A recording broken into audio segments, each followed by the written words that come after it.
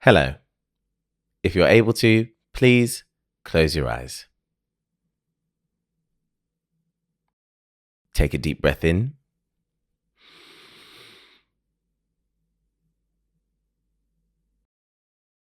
and a deep breath out.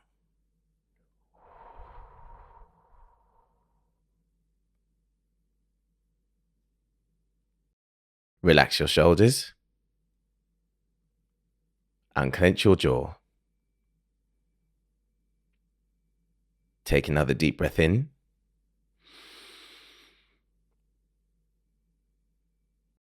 And another breath out.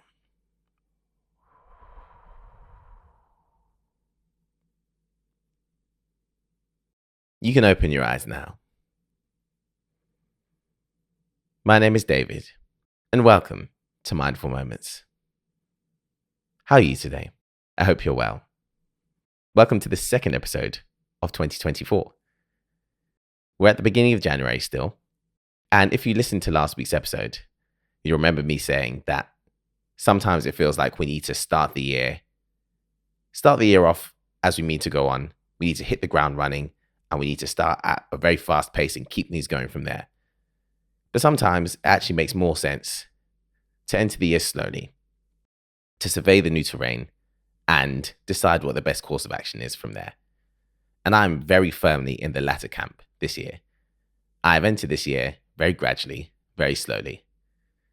Initially, I was saying, I don't think I'm quite in the swing of things yet, but I've actually changed my language around that. And I'm saying that I'm taking things slowly and giving things time, because clearly that's what I need right now.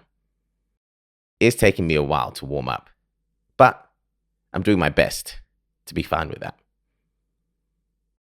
A couple of weeks ago, or rather, no, just this week. Wow, I really am taking my time because this week feels like it's taken a long time. Literally this week, I asked everybody to give me book recommendations on my Instagram. As you'll know, if you listen to this podcast for a while, I'm a very avid reader. I love to read. And I wanted to make a reading list. I wanted to put a reading list together for our community. And I've asked everyone for their reading recommendations. I'm going to post that list on Instagram on Wednesday, the 10th of January. So 2 days after this episode, I'll be posting it. And then if you're listening to this episode after that, in retrospect, you can go back and find it. 10th of January is when I'll post that reading list. And as I'm looking through the titles and descriptions of the books that have been recommended to me, I'm finding myself very drawn to books that have to do with healing, peace, love, and subjects around that kind of, books around that subject matter. And that's quite interesting to me. Again, taking this time to kind of ease into the year means that I'm really trying to figure myself out, actually, in a lot of ways. A lot of years I kind of enter knowing, right, I want this, and this out of this year. But for me, this year feels a little bit like I'm at a stage now where I need to figure myself out again. I feel like life tends to go in cycles a lot of the time, especially when you do certain things.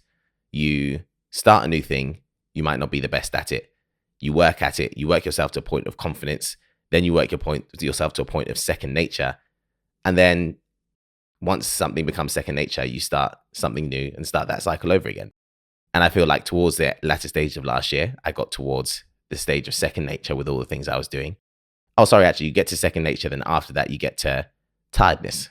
Hopefully not exhaustion, but tiredness, fatigue, where you're kind of ready to stop, take a break, and then pick up new things. And I definitely got to the fatigue stage by the end of next year. I was very happy with everything I accomplished last year. Pushed myself super hard all last year as well. I kind of squeezed every drop out of everything the whole year, which was really fantastic, reaped its dividends personally and professionally. But I really don't want to tackle this year like that. I don't really have that in me, and it wouldn't be good for me to go about this year like that. I'm getting many signs from my surroundings, from my body, that that's not what I need this year. I need something slightly gentler. So essentially, January, I'm really trying to figure things out. And that could be quite difficult, especially at a stage like this, because at the beginning of a new year, it can really seem like everybody knows what they're doing if you don't. And that's really what I want to talk about today. The one theme that's going to continue throughout my year, and that's something that I've valued throughout my life, is running my own race, doing my own thing, doing what's best for me, no matter what it looks like to other people, and no matter what other people are doing, what other people are doing makes me feel. There we go. I hope I phrased that well enough. Running your own race, doing your own thing, doing what's best for you, no matter what. That's what I want to talk about today, because that is a principle I'm going to have to return to over and over again this year, because as I said, I've realized that this year is going to look slightly different for me. When other people are doing things that are different to you, and the things that other people are doing are objectively good and working for them, it can be very hard to stick to the things that you know are good for you. So, example, last year, I worked super hard on my fitness. I pushed my fitness all the time, every day. I did the 75 hard, obviously. After that, I was working out once a day, every single day. I closed my Apple Watch rings every single day. And I've started this year in real need of rest. My body has told me that I need to rest. So this first week of January, I haven't been to the gym at all. You have to go back to definitely early 2022, maybe even 2021, to find a full week, 7 days, where I didn't go to the gym once. Which again indicates that it's probably a good time, probably time for me to take a rest, for me to take a break. But also means that this feels quite alien to me. I'm still exercising, I'm going on walks and doing some stretching, but taking a flat out rest feels quite strange to me. Yeah, I know it's completely the correct decision. Every day I wake up and I feel better for having rested the previous day. So I know I'm doing the right thing right now. However, when I open Instagram, when I open my socials, when I open TikTok, look at my algorithm, all I'm seeing are people absolutely crushing their fitness goals, getting 2024 off to a flyer. People are training for marathons. I've had in the double figures of people message me telling me they're starting 75 hard, which is a really good time to start. Beginning of the year, I feel like that sets you off really amazingly. And that's completely different to what's good for me. Yet, I see all of this and I want to do it and feel like what I'm doing is wrong.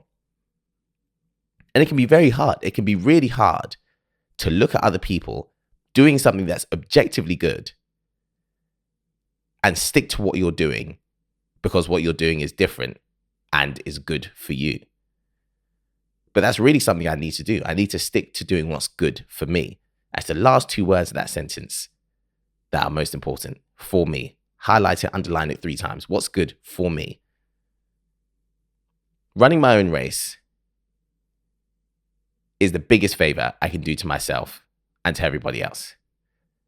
It protects me from resentment and is the best possible path to contentment. There's something wonderful about making your own decisions for yourself and being able to stand by them, no matter what they look like to somebody else. When you make decisions to please other people, or you make decisions because of fear or anxiety, or to compare yourself, or you've been comparing yourself to other people,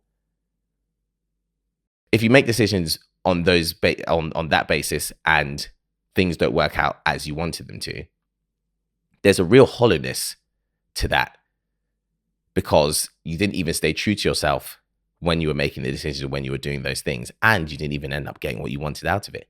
Even if you do get what you thought you wanted out of it, that can feel really hollow too, because you know, really and truly, your decisions weren't of you.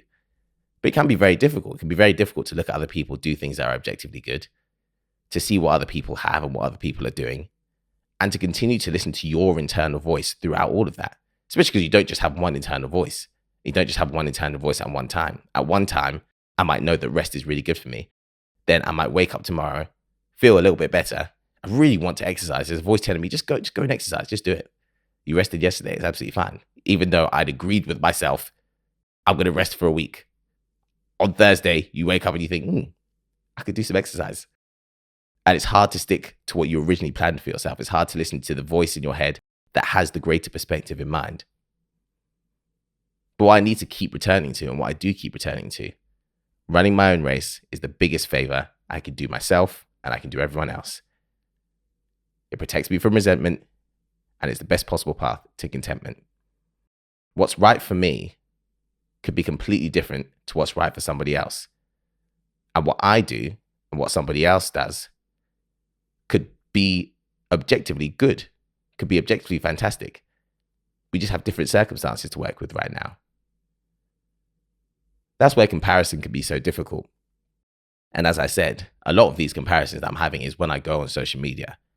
Instagram, for example, is really, at the moment, Instagram and TikTok actually, I get a lot of stuff about productivity, about pushing yourself to your limits, all that kind of stuff, which when I'm in the right headspace is fantastic. But when I'm not in the right headspace, it can be really bad for me.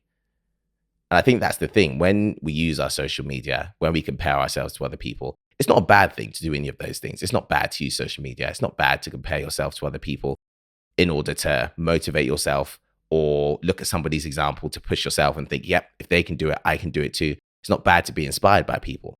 But when things start to become counterproductive, we do have a responsibility. Comparison comes with a concomitant responsibility. If you compare yourself for inspiration, you have to know when that crosses the line and it becomes debilitating to you to look at somebody do a certain thing. When you start to view them not as inspiration, but as a standard that you can't possibly reach, or as something you have to do, or you see the things that they do and you envy them because it's no longer inspiring you, it's putting you down. And that's the responsibility I'm really trying to take very, very seriously at this time.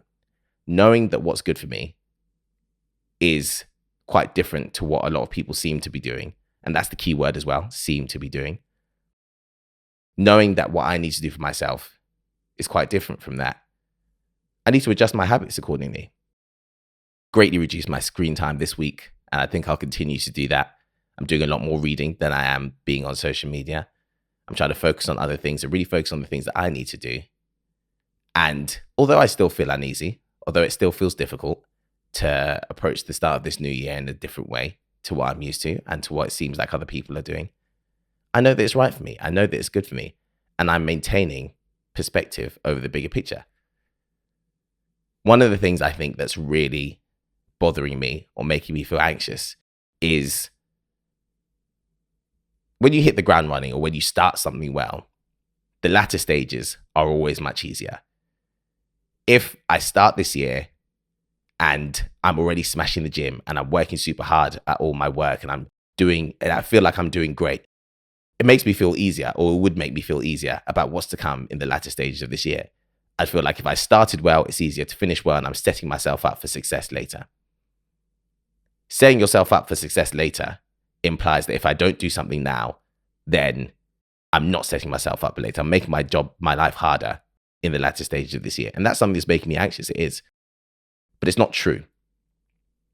In fact, I am setting myself up for success later in the year. It just doesn't feel like it because what I'm doing doesn't feel active enough. Rest doesn't feel active enough. But as I said, rest is part of the cycle, so it has to be done. I have to do it. Not only that, we never know the future. If anxiety for the future was a reason for me not to do what's good for myself now, I'd probably never do what's good for myself because the future can always make us anxious. We're never going to know exactly what's coming. So again, maintaining perspective of the bigger picture, and having faith and trusting in myself and knowing that even if I'm not starting this year in the way that I would have thought I wanted to, or in the way that I would have assumed I would be, I'm still doing the right things for myself. And no matter what it looks like, or what it feels like, rather, when I see what other people are doing, I need to remember that I'm doing these things for myself. What somebody else is doing has nothing to do with me. It's nice to see what other people are doing, but it's for observation. It's to look at, it's to enjoy. At the moment, it's not inspiring me. It's making me feel worse. So if I need to take a break from it, I absolutely should, and I absolutely will. On top of that, it's quite interesting. I mean, I'm thinking all of these things and going through these emotions, and some people could be looking at me and thinking, he started the new year in this way. Maybe I should be doing more of this. And that's the thing with comparison. We just go round and round, and nobody ever knows what anyone's truly thinking, and everybody's always thinking about other people. So really and truly, again, it serves us best to do what's right for ourselves, because then we can set the most true and authentic examples for other people. That's why I'm really grateful that I get to say on this platform, say on this podcast, my own podcast, that I'm feeling uneasy, I'm feeling anxious, and I'm feeling tired. Those aren't the ideal circumstances under which to start a new year, but here we are. That's what it is. So I just need to do what's best for myself for that time. And I'm really hoping that in sharing that, it makes me feel more comfortable to do the things that I need to do. And to be honest, one of the big things that I got out of last year in terms of being disciplined and being consistent is that I know I can trust myself to do what's right for me, even if sometimes that feels difficult. I've shown it to myself in terms of exercise, in terms of the gym, in terms of physical challenges. And now I need to show it to myself in terms of the mental challenges that I'm facing at the moment and in terms of my emotions. I need to be good to myself. I need to take care of myself. I need to be gentle with myself. Pushing myself or doing things out of, I don't know, more intense. You can do this. You've got this. You have to go and get out and do this and make it happen. That kind of tactic works at a time. But right now, that's not the tactic I need. Right now, I need to give myself time. I need to trust myself. I need to believe that even if it feels like I'm not moving forwards, that being here is absolutely fine. I'm allowed to sit here for a second. I'm allowed to just let things move around me, to occupy the space I'm in, rest, recover, and figure things out. So, that's how my new year started. I hope your new year started great as well. And I really hope that throughout this new year, we can all find a way to feel good running our own race. We can do our own thing, take care of ourselves, remember the bigger picture, and not feel pressure or a need to do the things that other people are doing.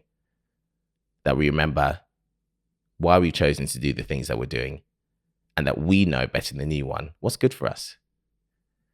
We deserve to trust ourselves. I trust myself. Thank you so much for listening this week. This is one that I really needed. I really needed to express these thoughts. I really, really appreciate you listening, as always. Thank you for listening. Thank you for being here. And whatever you're doing this week, I hope you have a wonderful one.